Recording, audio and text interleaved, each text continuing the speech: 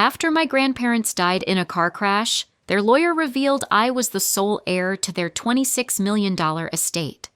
My family demanded I hand it over. I refused. That night, they kicked me out. I moved into my grandparents' house. The next day, they came to evict me but froze when they saw who was standing beside me. Their faces locked in shock. I am Emily, 27 years old, and until 6 weeks ago, I was just an ordinary preschool teacher, living paycheck to paycheck in a small apartment. My grandparents raised me more than my own parents ever did. They were wealthy but grounded, teaching me that integrity matters more than money. When they died in that horrific crash, I was devastated. Then came the lawyers' meeting, where I learned they had left me their entire $26 million estate. The family, who rarely visited them, suddenly wanted it all. I refused. If you want to see money expose true motives, keep reading. Before I go on, let me know where you're reading from. If you want more stories about standing firm when family reveals their true nature, give this a like and follow for more. Growing up, my parents were physically present but emotionally distant.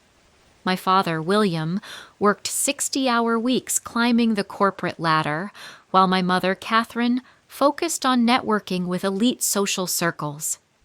Family dinners were scarce, and when they happened, my parents were distracted by work calls or event planning. They provided necessities, but warmth and guidance were lacking. From age 5, I spent weekends and summers with my grandparents, Margaret and Thomas. Their modest 4-bedroom home in Willow Creek became my true sanctuary. Despite their wealth, they lived simply. Their 3-acre property had a vegetable garden where Grandpa Thomas taught me to grow carrots and cucumbers. Grandma Margaret taught me to bake bread from scratch and mend clothes. They attended every school play and volleyball game my parents skipped. My grandparents built their fortune from scratch. They started a small shipping company in their garage in the 1970s, with one van and a vision. By the time I was born, Carter Shipping had grown into a regional leader, with a fleet of 200 vehicles and 5 warehouses across 3 states. Yet, you'd never guess their wealth by their lifestyle. Grandpa drove the same old SUV for 20 years. Grandma saved coupons and shopped clearance racks. They always said, "Money's a tool, Emily, not a measure of your worth. Use it to build something meaningful, not to impress those who don't matter." This mindset caused a rift with my father. As their only son, he expected to inherit everything and live extravagantly. He resented their simplicity, calling them miserly and outdated. What he saw as deprivation, they saw as character building. They paid for his college but expected him to work summer jobs. When he graduated, they helped with a down payment on a modest home, not the penthouse he wanted. The final break came when my father demanded a top role at their company despite no relevant experience. My grandparents refused, saying he had to earn it. He stormed out, took a corporate job, and their relationship fractured. For me, they took a different approach. They paid for my education in full, letting me graduate debt-free, but encouraged me to choose a career driven by passion, not profit. When I chose to become a preschool teacher, they were genuinely delighted, despite my modest starting salary. Throughout my adult life, I stayed close with my grandparents. We had weekly Sunday dinners. I helped them with new technology, setting up their tablets and teaching them video calls. They shared family recipes and stories from their youth. During holidays, I stayed with them instead of my parents, which infuriated my mother, who saw it as a personal slight. I lived in a 1-bedroom apartment 20 minutes from my grandparents' home in Willow Creek. It was small but cozy, filled with thrift store furniture and houseplants. My salary at Meadowbrook Preschool was modest but enough. I found joy in simple things, library books, hiking in the local forest preserve, volunteering at the animal rescue. My grandparents respected my independence, though they'd surprise me with practical gifts like new tires or a quality coffee maker. 6 weeks ago, everything changed. I was grading papers on a Tuesday evening when the police called. My grandparents had been driving home from their favorite diner when a drunk driver ran a red light, hitting their car at full speed. They died instantly. The officer said they didn't suffer, but that was little solace. The funeral was a haze. My parents took charge of arrangements, bickering with the funeral director over costs. My brother Ethan flew in from Oregon, spending most of his time on his phone. Aunt Laura, my father's younger sister, cried dramatically for photos, but stopped when cameras were off. Uncle David hovered awkwardly behind her, barely speaking. None of them had visited my grandparents in years, yet they acted like the grieving family. I felt numb.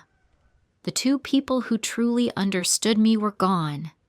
Their home, once warm and welcoming, stood empty.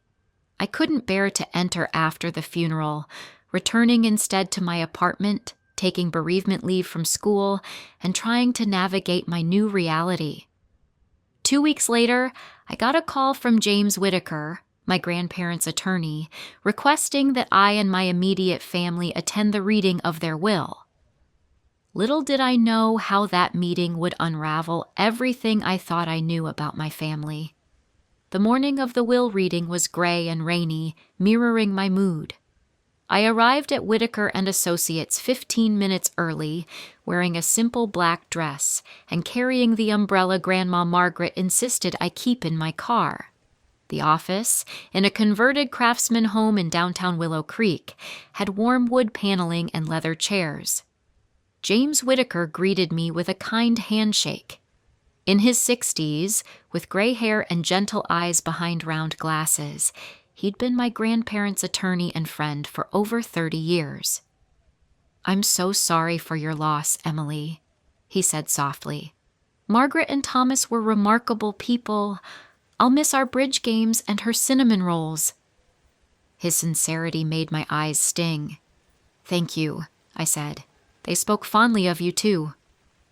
Before we could continue, the door swung open and my family arrived in a rush. My father, William, entered first, glancing at his pricey watch impatiently. At 56, he resembled Grandpa Thomas but lacked his warmth. My mother, Catherine, followed, clutching a designer purse worth more than my rent. My 25-year-old brother Ethan sauntered in, wearing sunglasses indoors. His version of business attire a wrinkled blazer over jeans. Aunt Laura, my father's younger sister, was already on her phone, loudly complaining about a slight from her book club. Uncle David trailed behind, nodding politely to me but avoiding eye contact. They'd been married 20 years, but I rarely heard him speak more than a few words at family events. "Let's get this over with," my father announced, skipping greetings. "Some of us have businesses to run." James offered a thin smile. "Of course, William. Please follow me to the conference room." The tension was thick as we settled around a large walnut table. My father sat at one end, as if claiming authority, while I chose a seat near James at the head. The others arranged themselves in their usual alliances. My mother beside my father, Ethan next to her, Aunt Laura and Uncle David across from them. "Before we begin," James said, "I want to clarify that Margaret and Thomas were of completely sound mind when they updated their will last year. They were thorough and explicit in their wishes." My father snorted.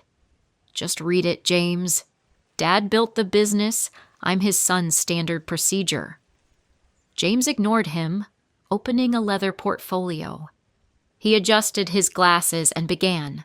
"I, Thomas Carter, and I, Margaret Carter, being of sound mind and body, do hereby declare this our last will and testament." The legal language dragged on. detailing revocations of prior wills and executor appointments. My family shifted restlessly.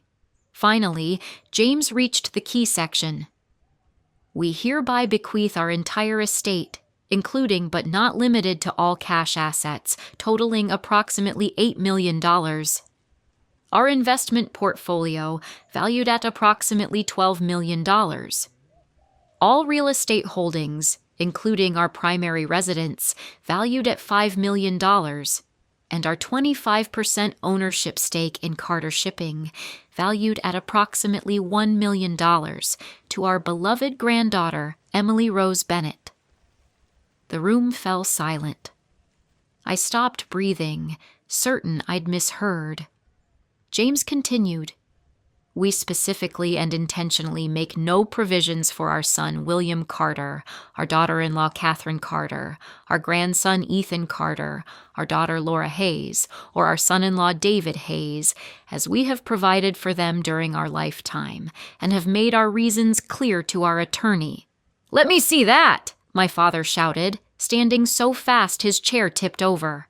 He grabbed the document from James, scanning it frantically. This is absurd, my mother joined in. $26 million to a preschool teacher? She wouldn't know how to manage it. Ethan slammed his hand on the table. What about me? I'm family too. I need capital for my startup. Aunt Laura turned to me, face red. What did you do? How did you trick them into this? I sat stunned, unable to process. James calmly retrieved the will. Please take your seats. There's more. Margaret and Thomas recorded a video message to be played now. He pressed a remote, and a screen lit up. My grandparents appeared, sitting on their living room couch. My heart ached seeing them alive, looking as they had during my last visit. Grandpa Thomas spoke first. If you're watching this, we've passed on. We want to explain our decisions to avoid misunderstandings. Grandma Margaret continued, William, Laura, we love you as our children, but we've been disappointed by the values you've embraced and passed to your children, except Emily. For decades, we've watched you prioritize wealth over relationships, treating us as a resource, not parents to cherish. They detailed years of missed family events, unpaid loans, and dismissive attitudes toward their simple lifestyle. The business we built, Grandpa said, was about security for our family and opportunities for employees through hard work and integrity. Emily is the only one who's shown these values consistently. She visits because she cares, Grandma added. She chose a career helping children, despite the low pay, because it's her purpose. We trust Emily to steward what we've built, not squander it on status or schemes. The video outlined their hopes for the inheritance to support education and community development, causes they cared about but had little time to pursue while running their business. As the screen went dark, my father erupted. This is nonsense. They were clearly senile. We'll contest this, no judge will uphold it. James remained calm. They anticipated that, William. They underwent extensive cognitive testing, with multiple independent doctors certifying their competence. They also documented years of behaviors informing their decision. Contesting will be difficult, costly, and unlikely to succeed. My mother turned to me, her voice syrupy. Emily, darling, you know this isn't right. Your grandparents were confused. This money belongs to the family. You'll share it, won't you? I felt cornered, all eyes on me. I have to think about this, I stammered. I didn't know they'd do this. Think about it, Ethan scoffed. There's nothing to think about. That money should be split equally or managed by someone with business experience. My father nodded, meaning himself. As the arguing escalated, James touched my arm. You don't have to decide today, Emily. Take time to process. My office will handle immediate estate matters. He handed me a thick envelope. This contains documents, keys to their house, and financial advisor contacts. Call me with questions." The meeting dissolved into chaos, with threats of lawsuits and accusations. James eventually asked everyone to leave, citing another appointment. As we exited, my father grabbed my arm roughly. "This isn't over," he hissed. "Come to our house tonight at 6. We'll sort this out as a family." His tone left no room for refusal. I nodded, overwhelmed. As they drove off in their luxury cars, I sat in my 10-year-old hatchback in the parking lot, clutching the envelope, wondering how a blessing had become a curse. I spent the afternoon in a fog, driving aimlessly around Willow Creek before stopping at a quiet park to think. The envelope sat unopened on my passenger seat. Part of me wanted to peek inside to grasp what my grandparents had entrusted to me. Another part feared the responsibility. At 5:45, I pulled into my parents' driveway, noting everyone else was already there. Their 5,000-square-foot mansion loomed, all sleek stone and glass, built to impress, not welcome. I grabbed the envelope and headed inside. They waited in the formal living room, a space used only for my mother's social events. My father stood by the fireplace, scotch in hand. My mother perched on a stiff designer chair. Ethan sprawled on the sofa, scrolling his phone. Aunt Laura paced nervously. Uncle David stood by the window, looking like he'd rather be anywhere else. "Finally," my father said as I entered. "Sit down, Emily." I chose a chair near the door, sensing I might need an exit. "Let's be reasonable," my father began, using his business negotiation voice. "Your grandparents weren't thinking clearly. They meant for the family to benefit, not just you." My mother nodded. "Sweetheart, managing wealth is complex. Your father has the experience to handle this. You could get a nice portion enough for a real house, not that apartment." Her condescension stung, but I stayed silent. Emboldened, my father continued. "Here's the proposal. You sign over the estate to me as the financial head of the family. I'll ensure everyone gets their share. You'll get 10%, which is generous, given your simple needs." 10%? I found my voice. "That's over $2 million. "Exactly," Ethan jumped in. "More than enough for a teacher. I need $5 million for my AI startup. It's going to be massive." I looked at him skeptically. Ethan had chased get-rich-quick schemes for years, never holding a job longer than 3 months. His last venture, an app for rating dog parks, flopped after burning through $50,000 of my parents' money. "The house should go to us," Aunt Laura interjected. "We have 3 kids to consider. That neighborhood would give them better schools." I nearly laughed. Aunt Laura hadn't visited my grandparents' house in years. Her kids, my cousins, were strangers who sent generic birthday cards in her handwriting. As the evening wore on, their tactics shifted. When demands failed, they tried guilt. "After all we've done for you," my mother said, eyes dramatically teary. "We gave you life, a good home, opportunities. This is how you repay family loyalty?" I nearly choked. "Loyalty? When did you last call to check on me? Or attend one of my school events?" My father switched tactics. "We're not asking, Emily. We're telling you what's happening. Sign the transfer documents or we'll contest the will. We'll bring up every visit you had alone with your grandparents. What did you say about us? It'll get ugly." The threat hung heavy. I felt sick, but a memory surfaced. Grandpa Thomas teaching me to stand firm during a schoolyard conflict at 8. "No one can take your dignity unless you let them, Emily. Know what's right and hold fast." Uncle David, silent until now, spoke. "Maybe we should calm down and give Emily time to think. This is a lot." My father turned on him. "Stay out of this, David. This is family business." "I'm family," he said quietly. but shrank back under my father's glare. As the clock passed 9, Ethan began drafting transfer paperwork on his laptop. My mother called their attorney for wording advice. Aunt Laura browsed real estate listings for my grandparents' house, discussing which walls to demolish. They'd divided my inheritance without my consent, planning how to spend every dollar. No one mentioned my grandparents' wishes or legacy. No one asked my thoughts. At 10:30, my father printed a crude transfer document and slid it across the coffee table with a pen. "Sign it," he demanded. I read it carefully.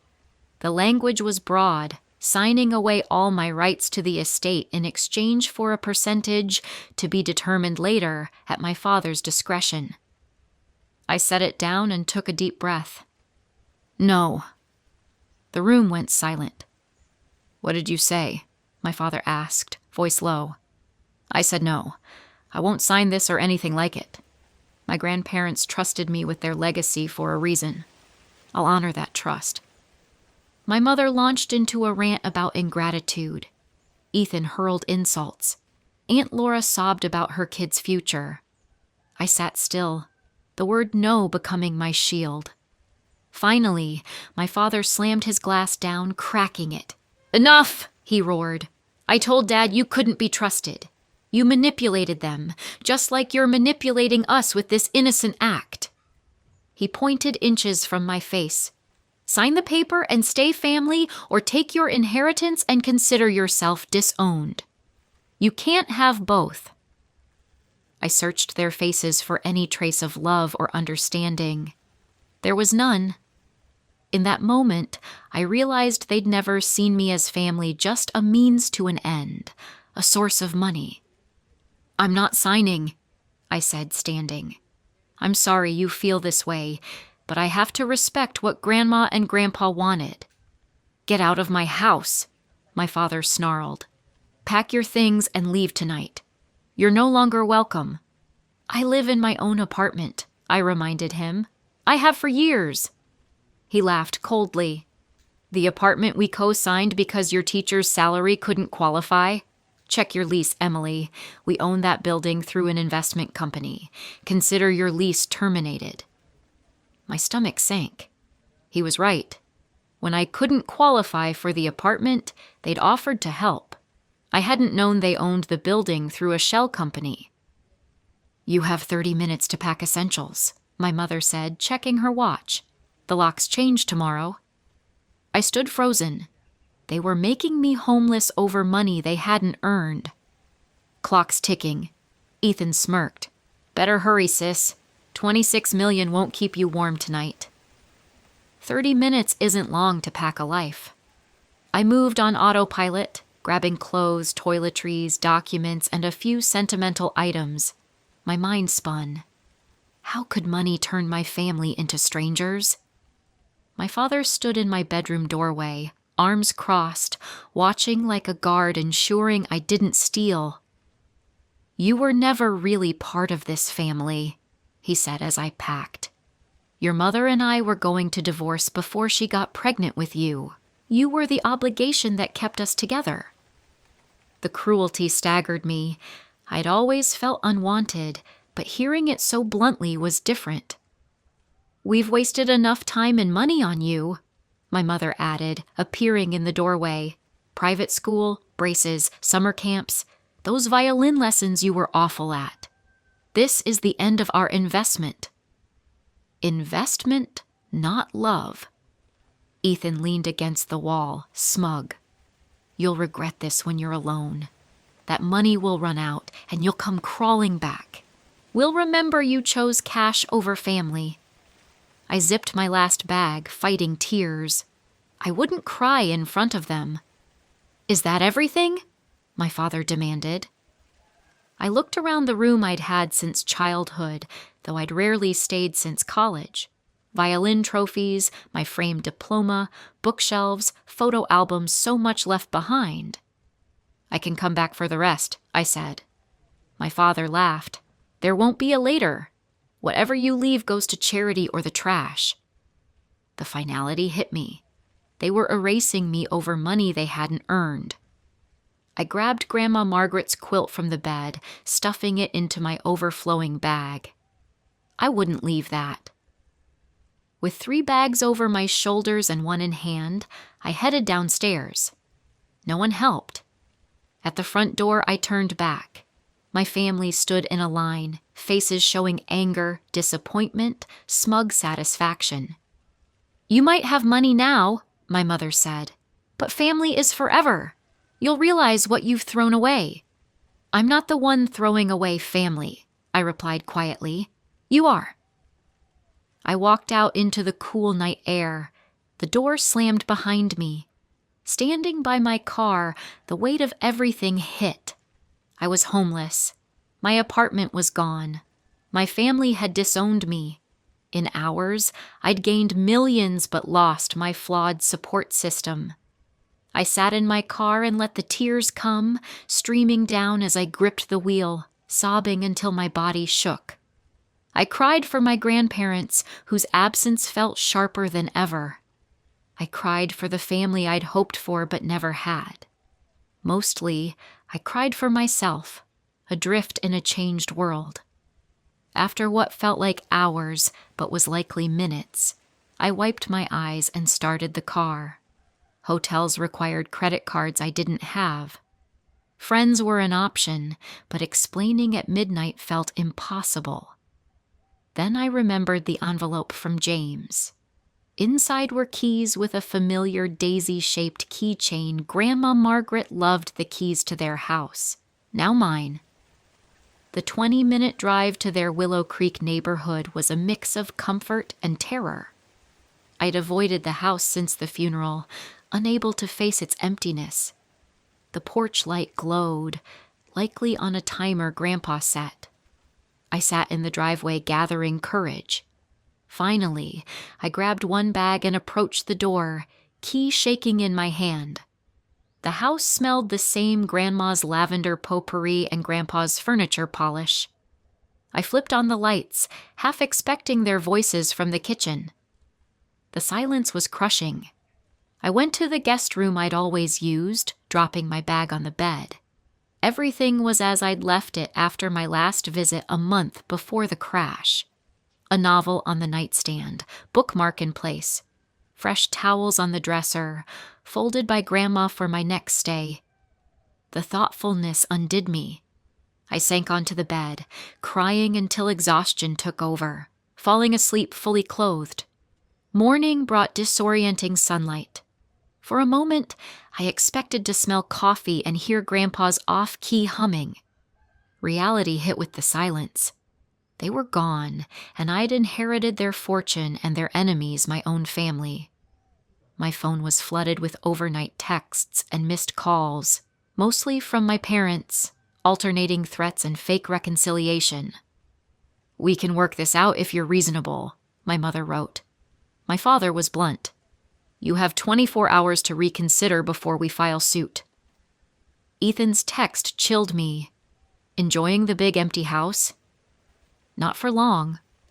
The implied threat unnerved me. I forwarded it to James, who replied instantly, "Stay there." "I'll be there in 30 minutes. Don't open the door for anyone else." His urgency alarmed but comforted me. Someone was on my side. James arrived with a briefcase and 2 coffees.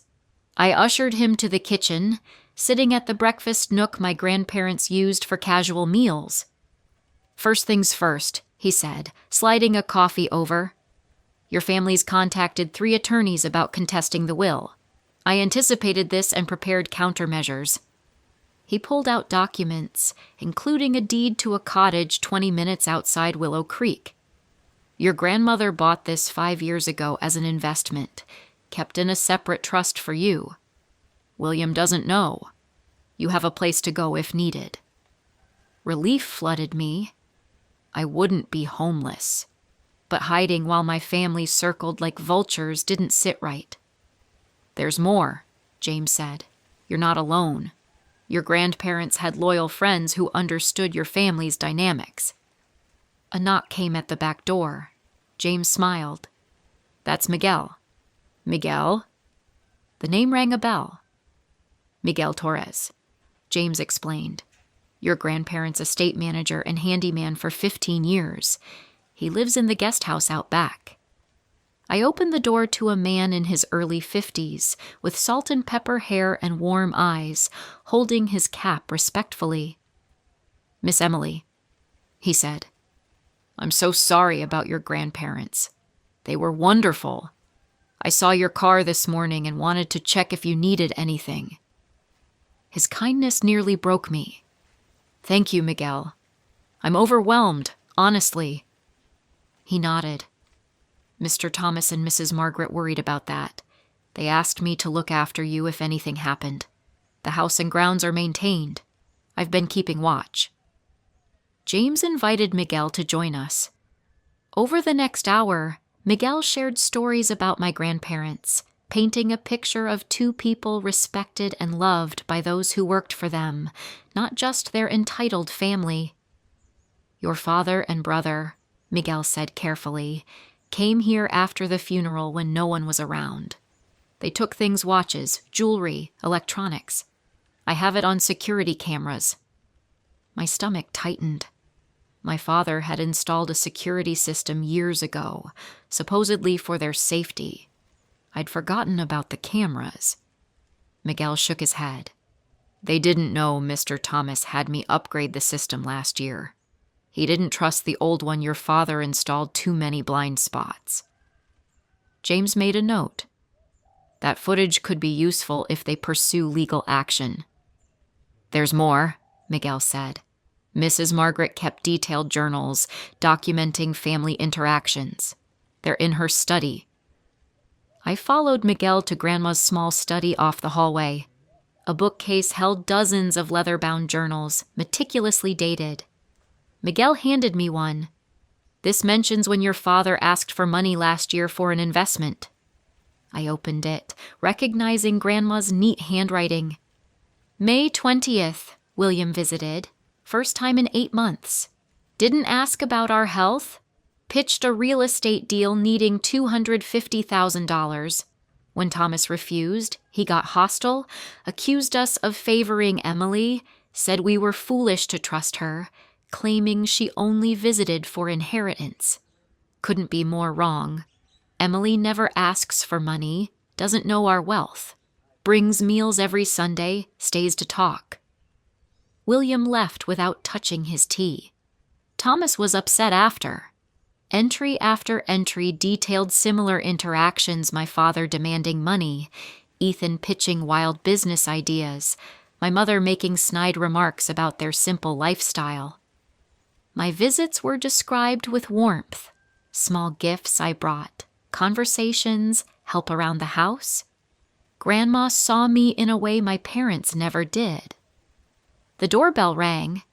Miguel answered, returning with an older woman in a sensible skirt and sweater. Eleanor Brooks, he introduced. Your grandparents' housekeeper for 20 years. Eleanor hugged me tightly. You look like Margaret at your age. She was so proud of you. Over the next hours, more arrived. Sophia Alvarez, my grandparents' business partner, offered to guide me through Carter shipping. Henry Patel, their investment advisor, brought portfolios detailing my inheritance. Clara Thompson, their neighbor for 30 years, brought a casserole and stories of block parties I'd attended as a child. Each person brought information and genuine care, having loved my grandparents and, by extension, me. While searching Grandma's desk, Eleanor found a hidden compartment with letters from my father, spanning decades, requesting money, some with veiled threats to limit my access if they refused. She also kept this, Eleanor said, handing me a USB drive. Security footage from after the funeral. Your mother took jewelry before the reception ended, claiming Margaret wanted her to have it. My grandparents had documented my family's behavior for years, perhaps anticipating this day, building a financial and emotional safety net for me. Around 4 p.m., my phone pinged with a text from Ethan. Hope you're enjoying Grandma and Grandpa's house while it lasts. Dad, Mom, Aunt Laura, Uncle David, and I are coming tomorrow at 10 to take what's ours. Don't try to stop us, or it'll get ugly." I showed James, whose expression darkened. "Threats and potential breaking and entering," he muttered. "Time to activate your grandparents' final plan." He made quick calls, speaking cryptically about evidence and meetings. "They knew your family wouldn't accept their decision," he said. "They prepared for this. Tomorrow, we'll be ready. Tonight, review these materials to understand what you're fighting for." He gestured to journals, financial documents, and legal papers on the dining table. "Your grandparents built relationships based on trust. That's their true legacy." As everyone but Miguel left, promising to return, a calm settled over me. I wasn't alone. My grandparents had given me their wisdom and community. I spent the evening reading journals and reports, seeing their strategic, thoughtful planning. Their choice of heir was deliberate. For the first time, I felt equal to the responsibility. As I prepared for bed, Ethan texted again, "Sleep with one eye open, sis. Tomorrow, you'll see what happens to people who steal from family. Instead of fear, resolve grew. Tomorrow would show who was stealing, but not as Ethan thought." I woke early, anxious but determined. By 8 a.m., James arrived with coffee, pastries, and legal documents. "These are restraining orders, ready if needed," he explained, "and cease and desist letters for Ethan's threats." Eleanor arrived, taking over the kitchen, the smell of pancakes and coffee grounding me. By 9:30, the house filled with supporters. Miguel stood by the door, a quiet guardian. Sophia set up her laptop, ready with financial evidence. Eleanor ensured everyone had food, her presence echoing my grandparents' hospitality. At 9:45, cars pulled into the driveway. My father's black sedan, my mother's silver SUV, Aunt Laura and Uncle David's blue convertible, Ethan's flashy coupe he could only afford because my parents paid his rent. "They're early," James noted, trying to catch us off guard. The doorbell rang aggressively, followed by pounding. James nodded to Miguel, who opened the door. My father stood there surprised to see someone else. Behind him, my family clustered, expressions from angry to smug. "Where's Emily?" my father demanded. "This is family business." Miguel stood firm. "Miss Emily is expecting you. Come in." They filed into the foyer, stopping short at the living room gathering. I stood in the center, James behind me to my right. "What is this?" my mother asked, voice sharp. "You brought outsiders into a private matter." Before I could respond, the front door opened again. 3 more entered. Judge Margaret Ellison, a tall woman in her 70s, my grandparents' friend for decades. Police Chief Daniel Rivera, whose son's education was funded by their charity, and Priya Shah, their financial advisor for 20 years. My father paled at Judge Ellison, who'd ruled against him in a past business dispute he'd tried to sway through connections. "Margaret," he said, forcing a jovial tone, "what brings you here?" Her expression was stern. "I'm here at Thomas and Margaret Carter's request, through their attorney, James Whitaker, to serve as an impartial witness to estate disputes." My mother turned to Chief Rivera. "This is ridiculous. We're here for family heirlooms that belong to us. Why is law enforcement here?" He smiled thinly. "I'm here as a friend of the Carters, not officially unless a crime occurs. Then my duties take precedence." The implied threat landed.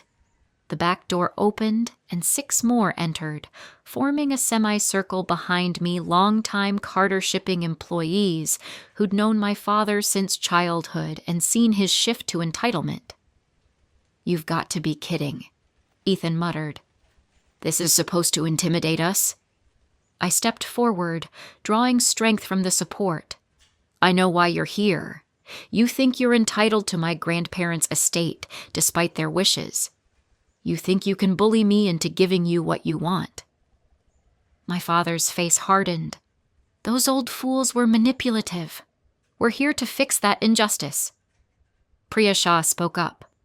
Actually, William, I have records of every attempt you made to access your parents' assets over 20 years. She opened a folder, including the unauthorized transfer attempt in 2016, the forged check in 2018, and your attempt to have Margaret declared incompetent last year after she refused to fund Ethan's failed tech venture. My father's face reddened. That's out of context. Sophia stepped forward, tablet in hand. I have records of the $200,000 company loan you never repaid in 2012 for your lake house. Your parents could have pursued repayment, but didn't.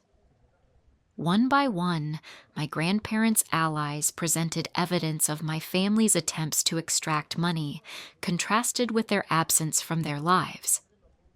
Aunt Laura, fuming, turned to me. You ungrateful snake. You turned our parents against us with lies. Judge Ellison cleared her throat. Actually, Mrs. Hayes, I reviewed Margaret's video journals. There was no external influence. Their reasoning was clear. This is theatrical, my mother said, but it changes nothing. We'll contest the will and win. James stepped forward. I've prepared documentation for you all, including evidence that would become public if you contest. He handed each a thick envelope. This includes bank records, texts, emails, and video of your interactions with Thomas and Margaret over the past decade. Review it before deciding. Uncle David opened his envelope, growing pale as he read. We should go, he said to Aunt Laura. This isn't a fight we can win. She shook him off. My father, however, went still after scanning his envelope records of shady business dealings and cruel comments about his parents he thought were private. Chief Rivera stepped forward. This property is under 24-hour surveillance. Removing items without permission is theft. Miguel nodded. The new system records everything, backed up to secure cloud storage. As my family processed this, I picked up documents James had prepared. These are cease and desist orders for your threats, I said, handing them to Ethan. These, to my father, are notices that I know about items taken after the funeral. I expect their return. To my mother, and these are terms for any future relationship respecting my grandparents' wishes and ending attempts to contest the will. The room fell silent. My grandparents had legally fortified their decision and anticipated every challenge. The community they built stood with me, a united front my family hadn't expected. My father broke first. This isn't over, he said, but his voice betrayed defeat. Actually, William, it is, Judge Ellison replied. Your parents' evidence would uphold their wishes in any court. One by one, my family retreated, their threats dissolving. Ethan glared as he passed. This isn't the end. Perhaps not, I said calmly, but it's the end of you taking advantage of this family. My grandparents saw who you are. That's why we're here. As they left, the tension lifted. Eleanor served coffee and pastries, cleansing the space. The others offered support. I felt empty, neither triumphant nor broken. I'd protected my grandparents' wishes but lost my family. The victory was hollow. Judge Ellison placed a hand on my shoulder. Your grandparents would be proud, Emily, of how you handled this with dignity and principle. Sophia nodded. You're more like them than anyone else. That's why they trusted you. As my family's cars vanished, I realized I'd crossed a threshold. The family I was born into was gone, but I'd gained a community bound by respect and shared values, the true legacy my grandparents built. Not the family of my birth, but the one I was meant to have. 6 months passed in a whirlwind of learning and adjustment. The first weeks were tough legal paperwork, financial decisions, and accepting my family's choice of money over relationships. They made half-hearted reconciliation attempts, always tied to their needs, proving nothing had changed. With James and my grandparents' advisors, I founded the Margaret and Thomas Carter Foundation for Education, dedicating $10 million to support underprivileged students and schools in Willow Creek, focusing on arts and vocational training causes my grandparents valued. I returned to teaching preschool, surprising those who thought I'd quit. My classroom at Meadowbrook became a model, with new books, art supplies, and tech I funded, plus snacks and coats for kids. Small expenses, big impacts. Under Sophia's mentorship, I learned Carter Shipping's basics, ensuring it upheld my grandparents' values, profit sharing, and generous benefits. The company thrived, employing over 100 locally. My grandparents' house became home again. I moved into the master bedroom, though it took months to feel I belonged. With Miguel's help, I turned the basement into a community space for foundation events. Eleanor came 3 times a week, refusing full retirement despite my protests. My family tried contacting me when they needed something: my father for a company loan, my mother for a foundation board seat, Ethan for startup cash, Aunt Laura for holiday hosting. I maintained boundaries, offering relationships based on respect, not gain. They couldn't meet those terms. Instead, I built traditions with my chosen family: Sunday dinners with Sophia, James, Miguel's family, Eleanor, and others from my grandparents' circle. We celebrated holidays and milestones, bound by values and affection, not DNA. One crisp fall morning, like the day of their accident, I visited their graves, bringing flowers and sitting on a bench. "I'm trying to honor what you built," I said aloud. "The foundation's making a difference. 3 students got full scholarships. Your employees still speak of you with respect." A breeze sent leaves spiraling, a perfect fall day Grandma loved. "I wish you were here," I continued. "I have questions about your choices, but I'm figuring it out." I discovered their quiet charities, medical bills paid, homes saved, employees' kids educated, all anonymously. "Thank you for trusting me," I whispered. "I understand now why you chose me. It was about values, not money." The next day, I hosted the foundation's first scholarship ceremony for 20 high school seniors. Among them was Ana Morales, a bright young woman who reminded me of myself, planning to teach to give back. "My parents worked 2 jobs, she said, teary. "No one in my family went to college. This changes everything for me and my siblings." I felt my grandparents' presence. They'd built a legacy of impact, trusting me to carry it forward. The money revealed true colors, exposing those who valued wealth over relationships, but also revealing a community of genuine connection, the true inheritance, worth more than any dollar amount. I continue teaching, running the foundation, and learning the business. The wealth amplifies good work, but doesn't define me. I live simply, drive a practical car, and volunteer on weekends. My grandparents would approve. They said money was a tool, not a goal. I finally understand. What's your experience with family and inheritance? Have you stood up to pressure from loved ones to do what's right? Share your stories below. If this resonated, like, follow, and share with someone needing encouragement to stand firm. Family is about love and respect, not obligation or gain. Thank you for reading my story.